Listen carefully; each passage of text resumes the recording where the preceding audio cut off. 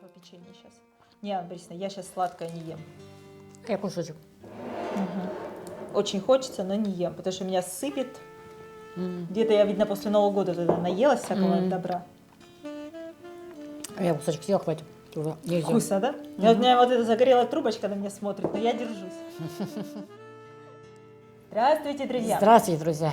Мы сегодня с Анной Борисовной много говорили о белых пионах и обещали в отдельном видео записать просто чудесные сорта, невероятные, которые... моя расцветка – это одна из самых-самых любимых. Это белые пионы с розовой серединочкой, да, которые, они так нежно, так интересно смотрятся, прям вот на мой вкус, это... Да, это как такое, это, знаешь, необычное пирожное. Да. Все беленькое, беленькое, а в середине она налита так розовым. Вот. И такие вот пионы, их не так много, кстати, не так много. Мы вот, когда стали перебирать весь свой ассортимент, то сколько там штук нашли? Штук 10, наверное. Да. Штук 10. Но все они, все запоминающиеся. Да. Вот с чего мы там начнем? Давайте с самого румяного, с Blush Queen, да? Да, и самый тот, который самый первый. Самый первый, румяная королева, артикул 215. Их можно всю вот эту серию назвать румяная королева, потому что сорта румяная королева отличное название.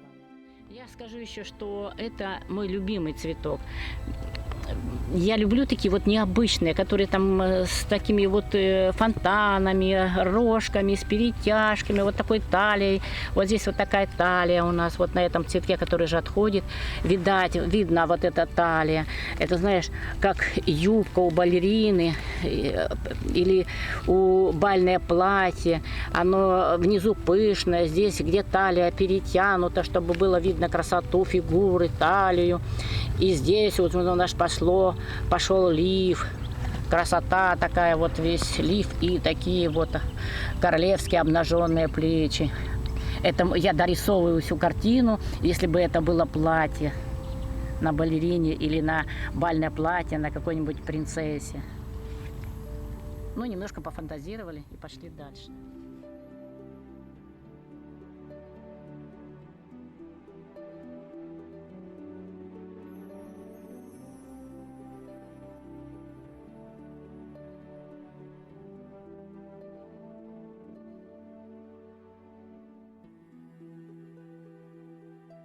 И для этого сорта румяная королева, вот 215-го, это чудо-сорт, который мало что он имеет вот эту розовую серединку. У него еще идеальное сложение цветка. Немножко так он выдвигается конусом, потом эта розовая серединка, розовые лепестки выдвигаются в центре.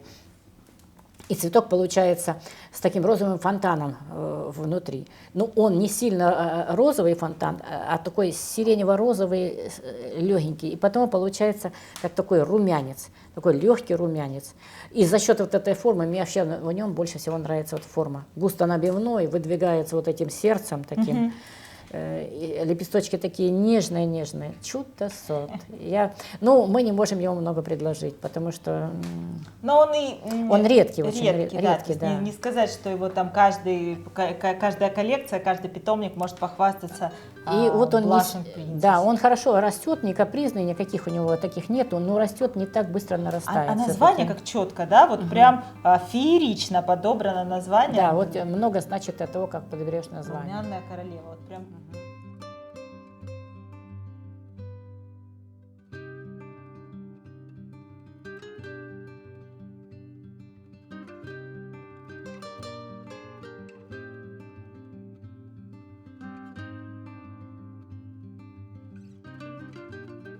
Борисовна, еще у нас есть артикул 602 Fairy Petticoat. Это у нас недавно появился, всего там 2-3 фотографии у нас с этого кустика. И я смотрю, он с таким же розовой серединочкой. Да. Но пока за ним еще надо понаблюдать. Ну, а когда я на него так вот смотрю, я вижу, что это сорт, как бы сказать, достойнейший. Достойный. Вот, да. Может быть, он будет у нас в одном ряду, да, с Blush Queen. Да, может, со временем они станут рядышком. Так. Что у нас там еще? 611. Я только хотела за него сказать. Думаю, 611 это когда я первый раз, вот куст большой нарос, и я к нему подошла, я не могла от него отойти. Я хожу с этим. Тогда еще фотоаппаратом снимала, не телефоном, а фотоаппаратом. Фотоаппарат это тяжелый, у меня же руки отнимаются, а я все хожу. А я все с той стороны, снимаю, с этой стороны, снизу, сверху, сбоку. Качество, конечно, было плоховатое тогда у у фотоаппаратов. Не то, что сейчас телефон снимает. До сих пор где-то это видео у меня есть. Он, как и Блажкуин, ну, этот пошел дальше. У него еще цветок. Блажкуин, если вверх поднимается, то этот немножко поднимается вверх, а потом начинает разрастаться вширь. И увеличивается, вот тарелка начинается. А вот это розовое свечение уходит у него? Розовое свечение не уходит, а появляется на этом розовое свечение, становится побледнее, вот, и на нем появляются такие темно-красные, такие вот малиново-красные мазочки, лепесточки. Друзья, лучше сорт не отойти. В видео сейчас один раз увидеть, да? Сорт не отойти. Мы с Юрием Борисовичем как-то его снимали, я это хорошо его помню, уже на поле снимали, уже в хорошем качестве должно быть. Чудесный сорт. Тоже не очень высокий, цветки распускается много, но единственное, что у него есть немножко мелочь такая. У нас, когда он цветет, если сильно-сильно солнце, как у нас там по 35 градусов бывает, то один год было так вот где-то под 35 градусов, и мы пока приехали на поле к обеду, или к 11 часам, наверное, то у него лепесточки, вот из-за того, что они такие нежненькие, они немножко так вот подвяли. Ну, а на следующий день приезжаем рано утром, прибежали с ним рано утром, и все лепесточки, как ни странно, я думала, все, ожог и не отойдут. Отошли, цветок нормальный. Отошли. Вот так, да? Так, экспериментируем с Анной Борисовной. Сорвали бутон с места и будем лепить горбатого. Так, ну. Я руку суну, то ты держи, дай сюда. Да. Вот так, руку суну, буду держать. Работаем на раз, два, три. Раз, два, три. Сразу вот мне на ум приходит сорт клема новый, ну он уже такой достаточно новый, Лауис Точ, артикул 1229. Это новый сорт, который тоже меня очаровал. 2000 года регистрации. Чудесный сорт. Открывается тарелкой. Он бывает иногда первые 5 секунд. Давайте я выключу, а вы потом этот кусочек вырежете. Сейчас мы с Лауи Точ опять начнем. Ну да. Не, Юрий Борисович, давай. Я свой поставила на беззвучный. Долго не молчали. Долго. Не, это на беззвучном стоит обычный телефон, а это в WhatsApp звонят. WhatsApp. Да, и он когда в WhatsApp звонят, да. Так они уже прорвались сюда. Откуда не знаю, что мы здесь? Все. Так. Давайте с самого начала Лауис Точ. Да. А я вот, Анна Борисовна, когда мы говорим о пионах такой расцветки, сразу на ум ко мне приходит Лауис Точ, артикул 1229. Клемовский сорт, такой относительно новый, да? Вот новый же он еще? Он у нас новый. Когда он у него там зарегистрирован, я сейчас скажу, 99-й год. Но с учетом того, друзья, что мы говорим иногда о пионах начала 20 века, да, то, конечно, 99-й год это новый сорт, современный. И у нас новый, да. Я когда его увидела, я была в восторге. Почему? Потому что еще прибавился один красавчик с розовой серединкой. Тоже еще один в нашу румяную королеву, в эту группу румяной королевы. Он немножко в другом. Если у нас то столбиком поднимаются, конусом, то еще как-то, то этот абсолютно такая плоская тарелка, белая, и середина вся сразу розовая. Сразу розовая открывается. И бывает еще желтый поясочек между ними просматривается. Цветочек просто изумительный. Я не знаю, я его увидела и ходила вокруг него, думаю, ну надо же, такое счастье, появился у нас такой вот сорт. И я понимаю, как Клем, когда он у него зацвел, как он был счастлив. Доволен, потому что, да? Потому что таких цветков очень мало. Вот мы с тобой перечислили их, да, всего ничего. У меня, когда появились мои сеянцы с такой серединкой, я тоже была в восторге. Кстати, потом мы по ним составим, Юрий Борисович сказал, составим потом по ним как-то видео и покажем их. Я помню несколько, правда, очень красивые. Покажем, я и люблю такие пионы, мне нравятся пионы в таком расцветке. Вот у Анны Борисовны очень красивые сеянцы, поэтому мы анонсируем одно из видео потом на нашем да. канале. И у нас там... сорт у нас есть. Так. Мадам де Верневиль, артикул 1310. Вот как вы считаете, ее можно отнести к пионам такого краса? Это тоже пион чудесненький, такой белый-белый. И с розовой серединкой бывает, а бывает просто белый расцветает, понимаешь? Вот его как можно отнести 1 год, а другой нельзя. И у него еще в центре появляются такие красные мазки. Вот я тоже люблю с этими красными мазками, они так украшают. Но его можно и туда, и туда. Вот таких пионов у нас много. Мы еще когда с тобой начнем записывать с красными мазками, то там вообще, да? Там, да, такое разнообразие, и его можно туда и сюда. А вот я бы сюда еще отнесла 1324 Мерседес. Вот Мерседес, он чем-то, я сначала его путала с 611-м Флоренс Ничельс. Они с ним похожи, но Флоренс Ничельс, чем мне больше нравится, он более легко растет, чем Мерседес. Мерседес более такой редкий сорт, немножко помедленнее нарастает, но красота у него, красоту не отнимешь, потому и название такое, видишь, сразу говорящее о себе, Мерседес, сразу представляешь, что... Да, сорт Линца, и вот такая очень старая гибридизация, и прям... Да, он один из первых с такой розовой серединкой. С такой розовой серединкой. Ну, такой сорт, который тоже, он у нас не задерживается. И мы его не можем размножить сильно много, он редкий сорт, и чудесный сорт тоже, что там сказать, что там про него скажешь еще.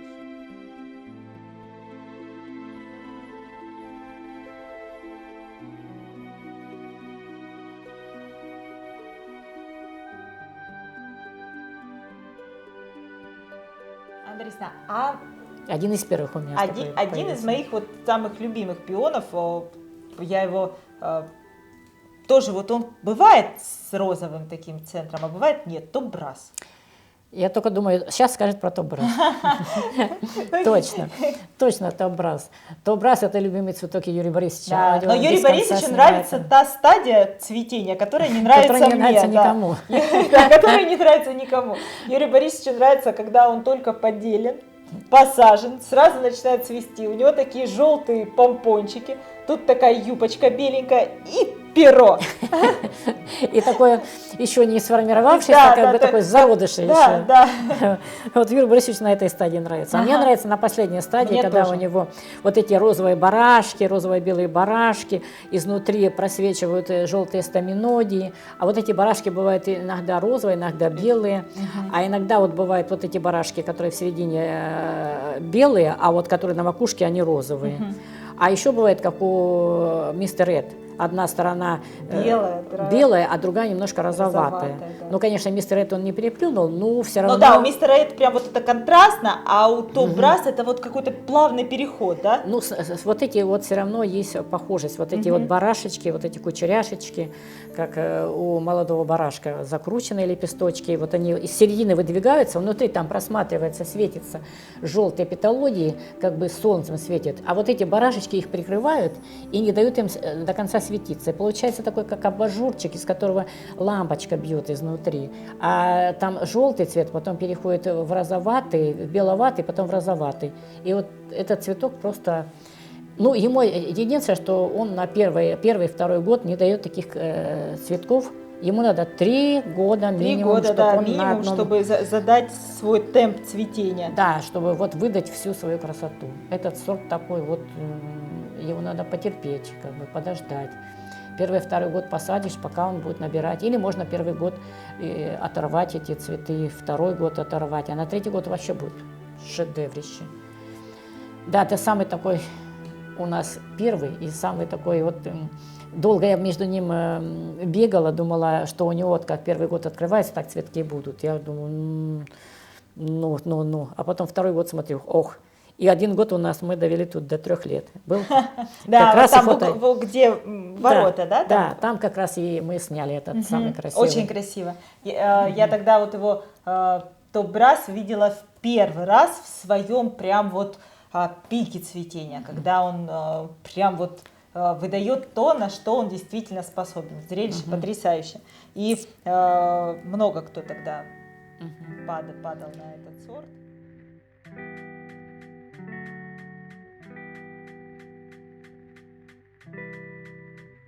нас такие вещи.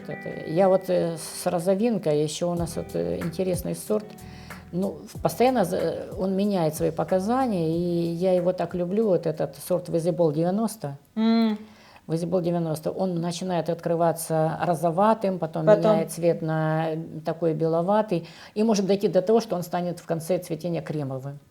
А бывает другой год, что и открывается кремовым. Вот. И всегда у нас заказчики и зрители, которые смотрят наш этот сорт, они всегда говорят: ой, у вас пересорт. Да, нет, да, у нас нет, никак не пересорт. Этот вопрос открыт последние лет, наверное, 10, да, мы да, но любимчик и форма у него отличная. Да, но любимчик. Сорт потрясающий. Одна женщина, знаете, как этот Visible 90, она его так у себя в каталоге и написала: Visible 90 от Ворошиловых, потому что она говорит, он потрясающий, говорит, меня там, я не хочу вдаваться вот в дебри номенклатуры, разбираться там какой-никакой, говорит, он просто невероятный, один из самых моих любимых сортов. И вот чтобы мне не вступать в дискуссии, редкий тоже, очень редкий, да, чтобы мне не вступать в дискуссии, она так написала: Visible 90 от Ворошиловых.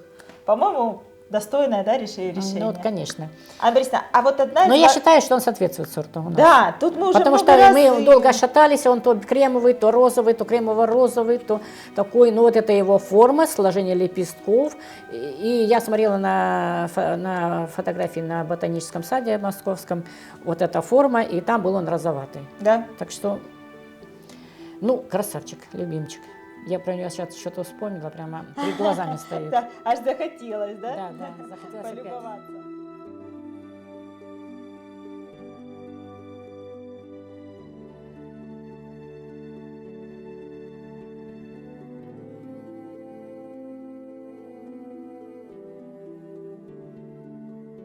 А, Борисовна, ну, давайте заканчивать, да, этот ну да, тут мы же сразу говорили, что этих сортов с таким розовым просветом не так много. А о сеянцах с таким, с этим, у нас штуки 4 их есть таких. Мы потом поговорим. Если анонс дадите, название скажете? Ну, там, как бы сказать, маленькая герцогиня, к примеру, да. Вот это у нас один из нескольких сеянцев, которые имеют небольшой рост. И вот за 5 лет у него всего 2 стебля здесь наросло. Ну, он дождался своего звездного часа, потому что это редкий цветок. Вот пушистый, большой и с розовой короной в центре. Такая розово-сиреневая корона в центре. Расскажи. Мне очень нравится, Анна Борисовна, у него оттенок такой сиреневатый какой-то, розоватый, нежный. Просто очень сорт отличается от всех, которые мы видели, да? Да. Смотрите, друзья, вот такого размера, это красота пониженного роста. Уже рост у него пониженный и останется, да? Да, рост, я так думаю, что останется, нет, может немножко подрасти. Но если здесь вот он не подрос, знаешь, он здесь в тесноте не подрос, иначе он уже такой останется. Ты видишь, я тут прокорчевала все. Ага, освободили ему, да, место? Да, я уж не пожалела всех остальных и выкорчевала, чтобы ему освободить место. Видишь, он начинается и идет бочонком, становится бочонком, серединочка вот такая вот, потом она, выдвигается, наверное, розовая. И вот так раскроется, да, наверное? Хотелось бы, чтобы не раскрылась. Но вот соседний цветок раскрылся, да. Значит, и этот раскроется. Но ты знаешь, он стоит уже неделю, он доцветает тоже. Я уж так его тут берегу, да. Что такое? А вы не нюхали его? Нет, не нюхала. Сейчас мы его понюхаем. О! Серьезно? Он прям благоухающий. Напишу запах. Запах у него вот прям... Ой, ну какой цветок восхитительный, такой у него и запах восхитительный.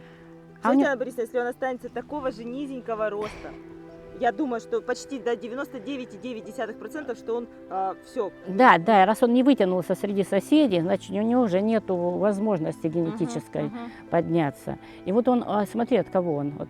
Вот этого вот 608 сорта, это белый такой. Белый с красным мазочком вот здесь вот. А этот, видишь, дал розовинку. Вот они, друзья, у него тоже есть красные мазочки. Вот они появлялись. от мамы взял красные мазочки. Мгм. Ну какой потрясающий оттенок. Просто это прям волшебство какое-то. Да, но мне Очень больше красивый. всего еще нравится у него вот это сочетание. Маленький рост и такой большой крупный цветок. цветок. И он стоит вертикально, бочоночком так. Знаешь, как-то ввысь пошел, вот не бочоночком, а как цилиндром. Мгм. Как цилиндром вроде бы как стоит. Ну, если он сохранит свои качества и дальше, то это будет у нас шедевр. Я уже на нем написала, что шедевр, вот, потому что ожидаю, что так и сохранится. Ну, ты знаешь, учитывая этого года опыт прошлогодний, то сюрпризы есть. Не часто, но есть сюрпризы. В лучшую сторону или во всякую? Во всякую. И в лучшую, и в неожиданности. Бывает так, что даже цвет у разных деленок цвет отличается.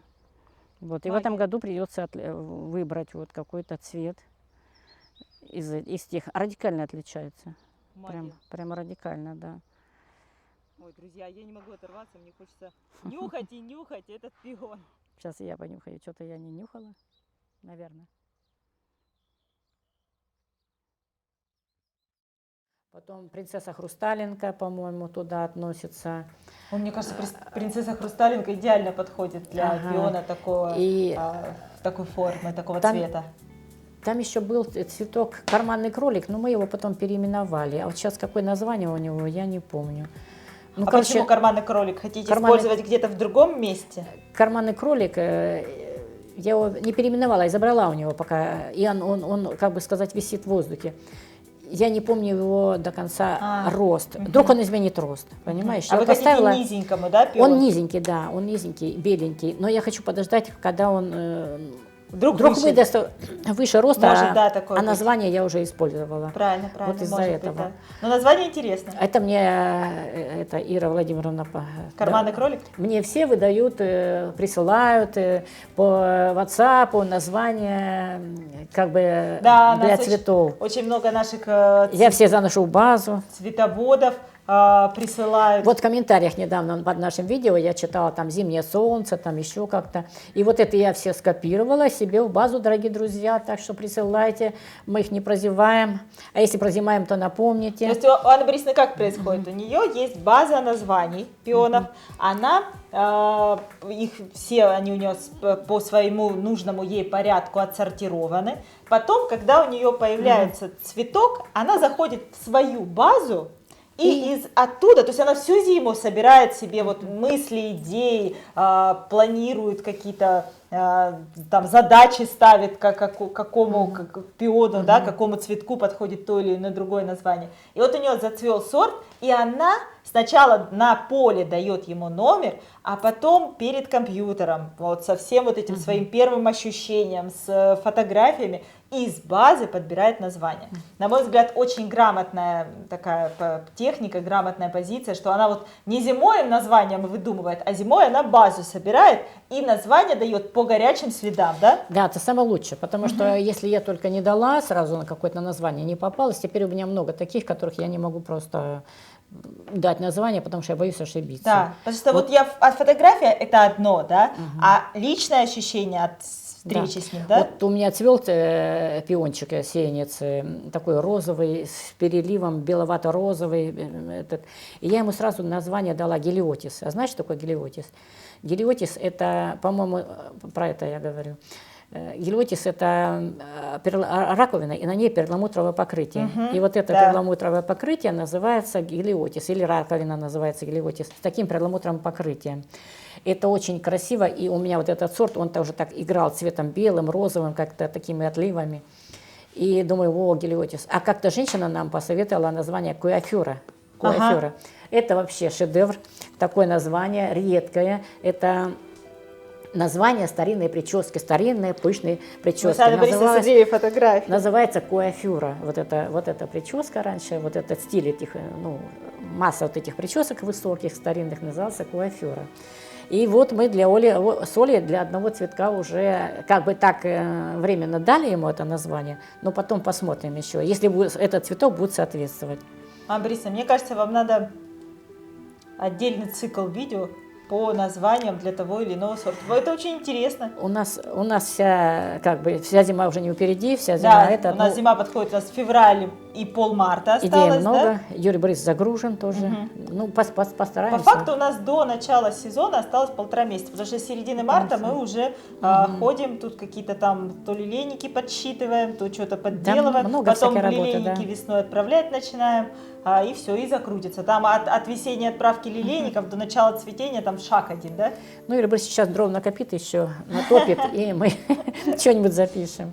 Да, дорогие друзья, до встречи у нас на YouTube-канале, до встречи в нашем питомнике.